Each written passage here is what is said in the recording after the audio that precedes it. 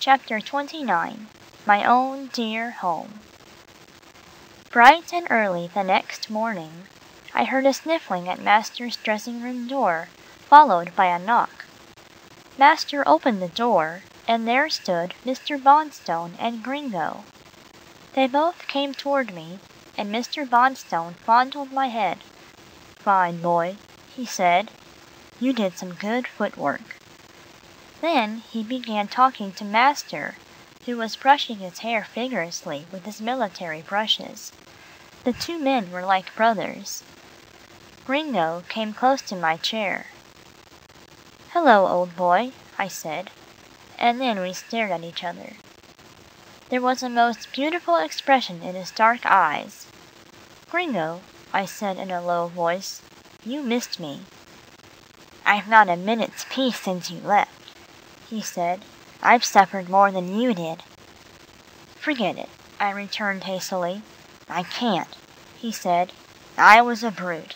The morning after you disappeared, I went over to Greenlands and got Reddy O'Mare.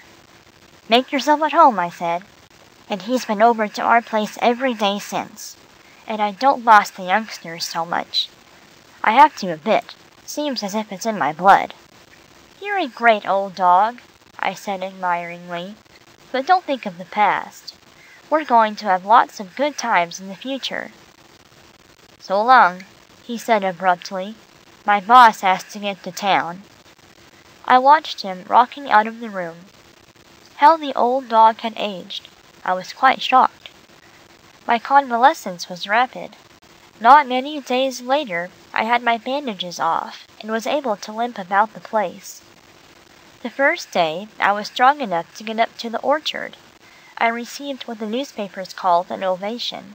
It was a lovely day, and not too cold. The dogs formed a circle about me on the snow, and I had to relate the story of my capture. I looked round on their faces. Our Pleasant River dogs, the Greenhill dogs, Reddy O'Mare, and many other neighbour dogs, and a sudden shyness fell upon me. Gringo was chairman, and to give me a chance to recover, he began to tell how I was caught, and purposely related it in a wrong way. "No, it wasn't like that," I interrupted, and the old dog, with a smile, told me to go on, and finish the story properly. I got excited and talked for an hour. Then we had a jubilation.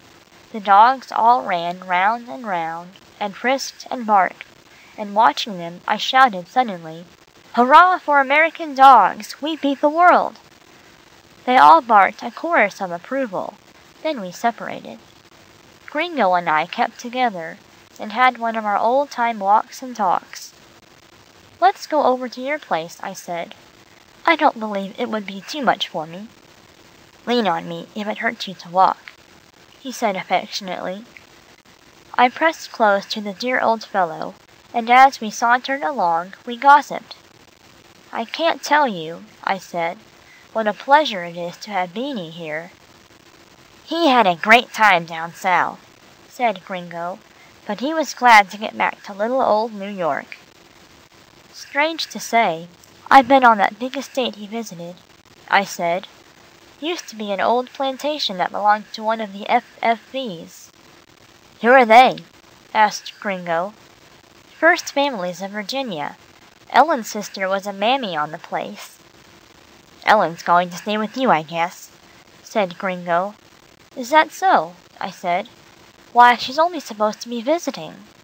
"I know, but I heard your master tell my boss that he is pleased to have a Southern mammy for young George.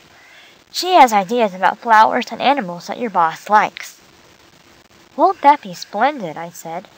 "Beanie is frightfully worried about leaving Mrs. Granton." "He is a regular steady and true dog," said Gringo. "When he came, he didn't know which to follow, old Helen or your mistress, so he settled it by tracking one of them for half a day and the other for the next half." I laughed at this, and Gringo went on. "The other day I saw your boss watching Helen with joy on his face. It was in your greenhouse, and young George had yanked a hyacinth from a pot. Ellen half cried, and said the poor mother hyacinth had been imprisoned in the black earth, and finally she worked her way out, and shook her curls at the sun, and then George came along and tore her all to bits. The youngster sniffed too, and helped Ellen tie Mother Hyacinth up with a bit of string. Your boss liked that. He hates to see his boy destroy life." "Good," I said. "I hope she'll stay. Do you suppose, Gringo, if those two young scamps that stole me had had the same chance that George has, they would be so bad?" "Course not," said the old dog.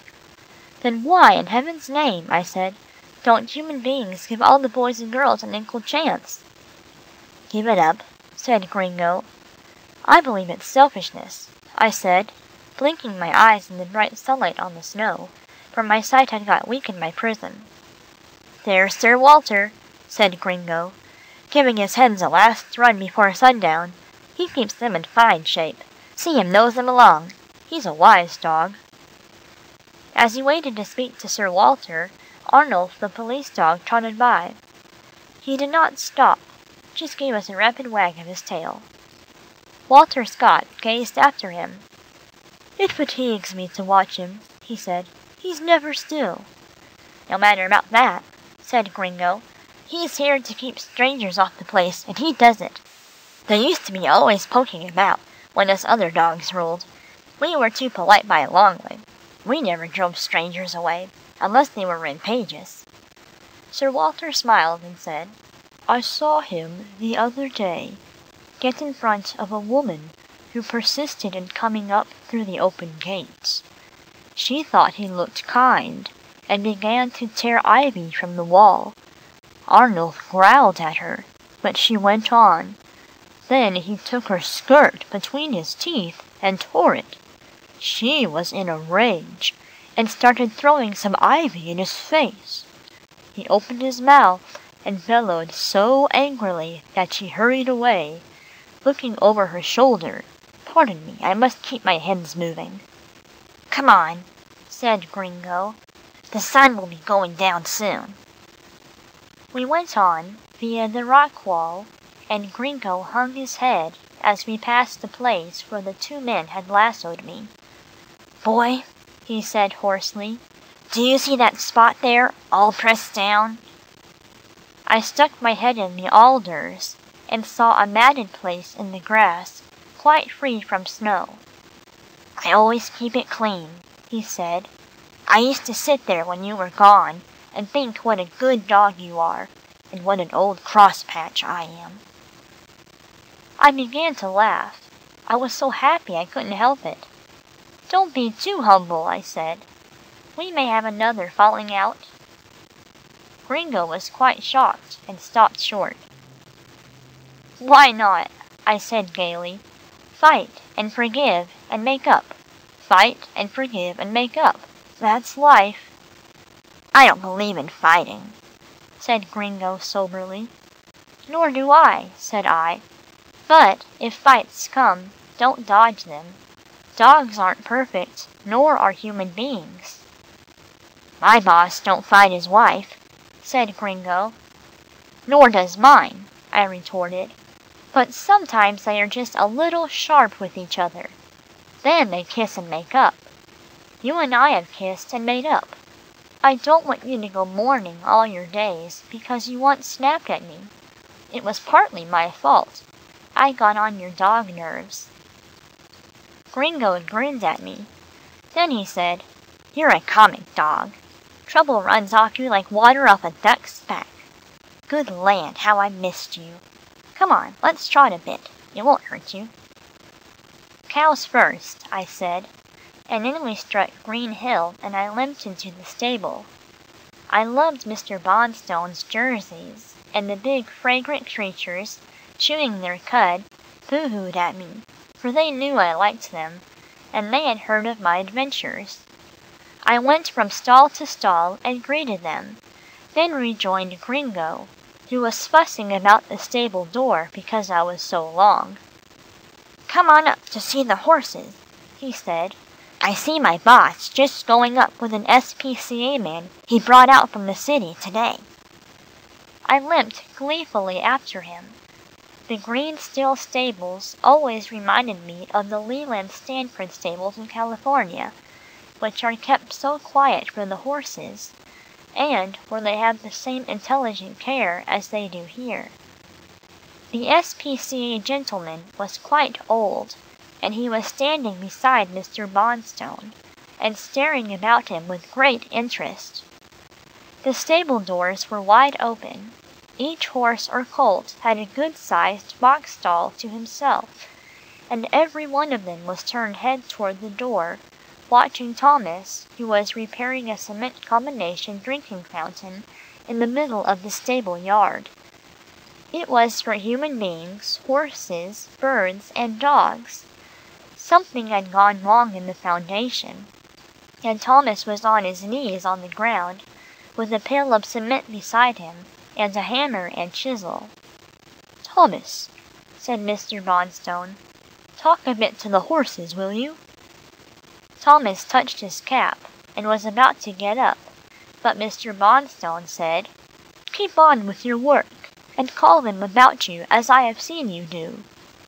Thomas, who was a very quiet but a very intelligent man of English ancestry, said, "All right, sir," and, seizing the hammer, he threw it to one side and called out, "Fernbrook, deputy, bring me the big hammer from the toolbox." The old gentleman in the big fur coat turned his spectacles in the direction of the stable. Fernbrook, who was a powerful bay horse, was lifting up the bar of his stall with his teeth. Afterward he pounded the whole length of the table with his heavy hoofs, bent over a toolbox, took out a large hammer, and dropped it beside Thomas. Mr. Bonstone smiled proudly, and the old gentleman said, "Magnificent!" "Dolly Whitehead, bring me my coat," called Thomas, going on with his pounding. A dapper little white mare let herself out of her stall, went up to a hook where an overcoat was hanging, and carried it out to the yard, holding it high so it would not drag on the snow. As she stood dangling it from her mouth, Thomas jumped up and said rebukingly, "Why don't you help her out and put it on me, Fernbrook?" To the old gentleman's surprise, Mr. Bonstone, Gringo, and I had, of course, seen these performances many times before. The two sagacious animals held the coat by the back of the neck, while Thomas slipped his arms in it. "Major Golderay," called Thomas, "I want you." A roan horse, a perfect beauty, came stepping daintily out. "Also Duchess of Normandy," said Thomas, "Lady Jane Grey, and poor Polly." The animals all came out and formed a line-up before him. "Lady Jane," said Thomas, "where is your friend Joe?" Lady Jane whinnied several times, and shook her head in the direction of the barn. "I know he's bedding the cows," said Thomas, "but you go tell him I want him." Lady Jane galloped away, and presently returned with her teeth in the shoulder of the woolen sweater worn by the grinning Joe, who bobbed his head at his employer and guessed. The old gentleman began to speak. "This is almost equal to the thinking horses of Elderfield." "Can you state to me," asked Mr. Bonstone, "any reason why an American horse should not have as much brains as a German horse?" "None whatever," said the old gentleman. "Horses, like men, are created equal. Tell me, stableman, what is your system?" "Haven't any, sir," said Thomas. "I treat 'em as if they had horse sense, and I find they've got it." "Cultivation, cultivation," said the old gentleman several times, as he nodded his head. Then he asked, "Can they count?" "Duchess of Normandy," said Thomas. "When is Dicky Bill coming from town?" "Dicky Bill is one of the stable boys," explained Mr. Bonstone. The Duchess was scratching 10 times in the snow with her hoof. "Hilly-ho, hilly-ho, hilly-ho," sounded a sudden ringing voice. We all turned, and there was Dicky Bill, tearing up the asphalt path from the electric car line. He didn't see us, and he rushed into the stable yard, and threw his arm around the glossy neck of the Duchess. "Hello, old girl!" "Just look at that boy's color," whispered Gringo. "And 6 months ago he was a washed-out rag." Dicky Bill was pulling at his cap in confusion. He had just discovered Mr. Bonstone.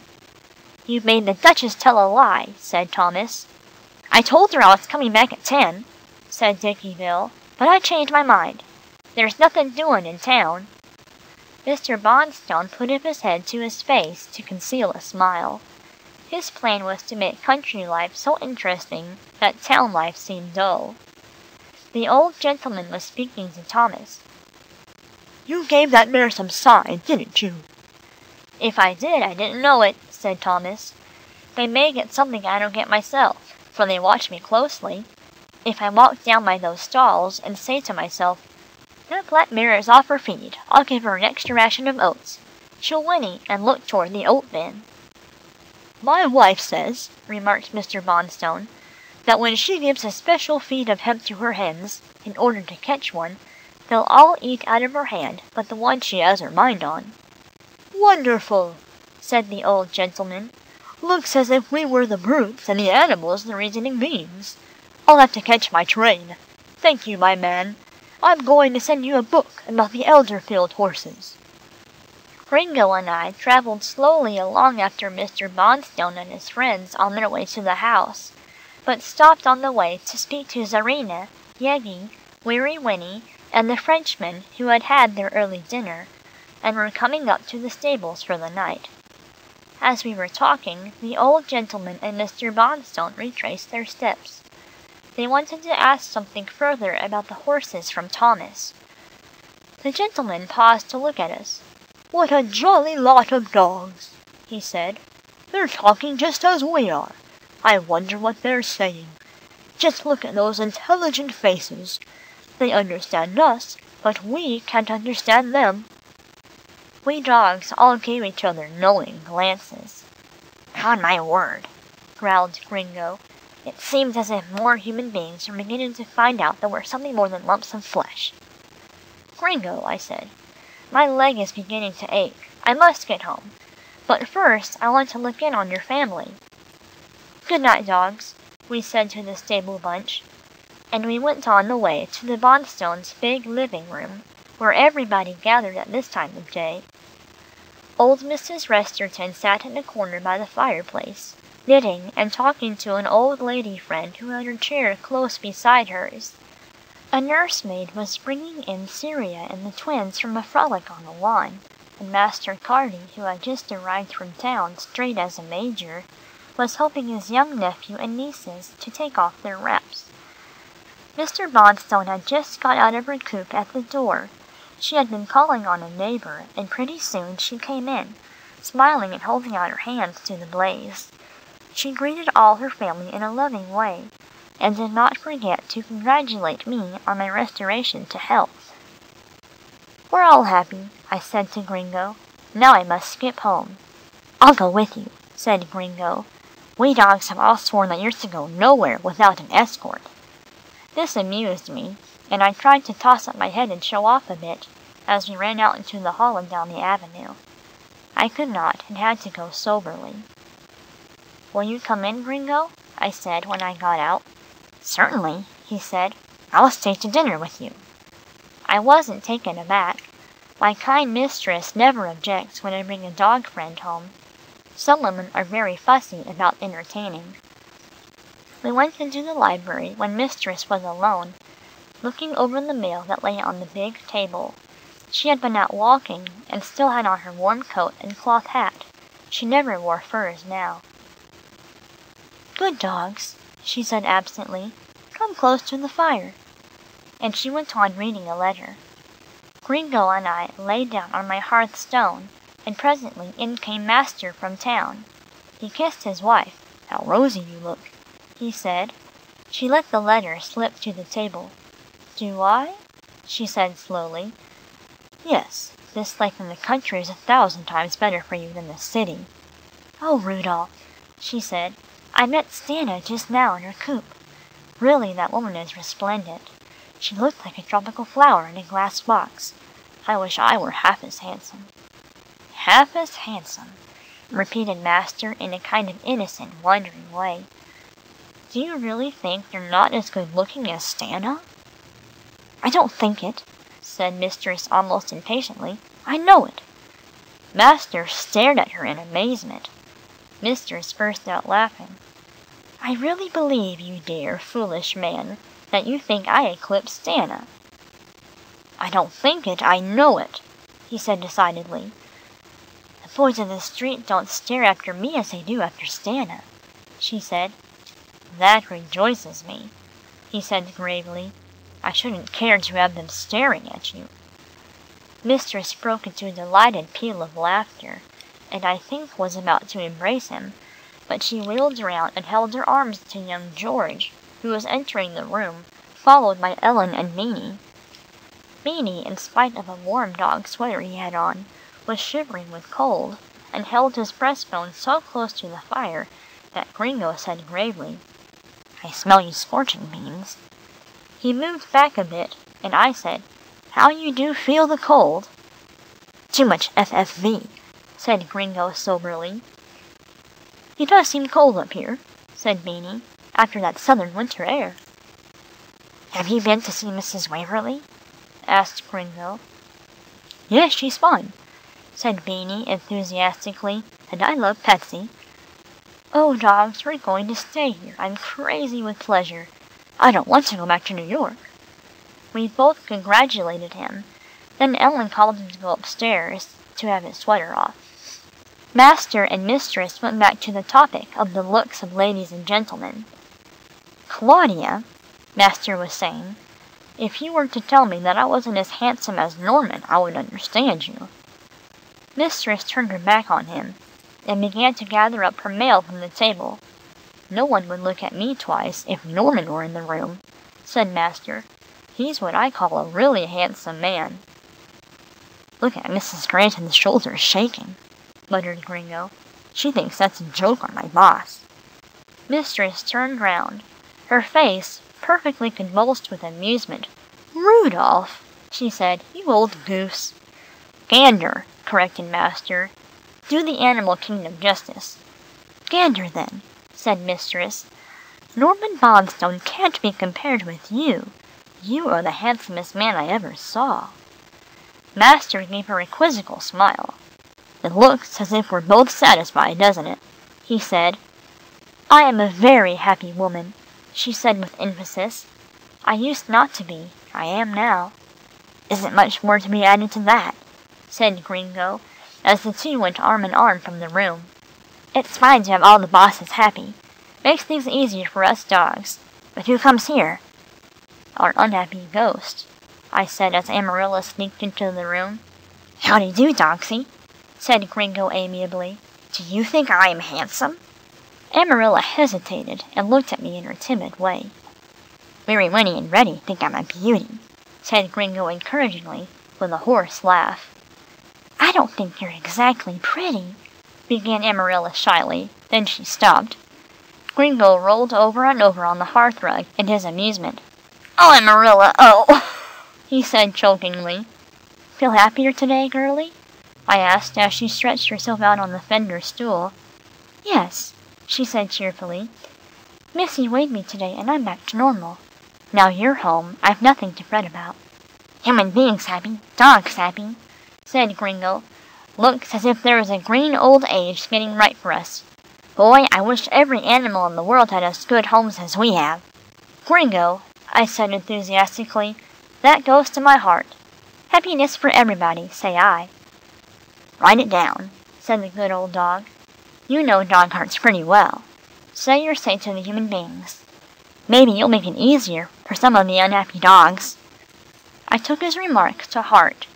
I had already written part of the story of my life, and for the other dogs' sake, I, Boy of Pleasant River, give the rest of this little sketch to the world.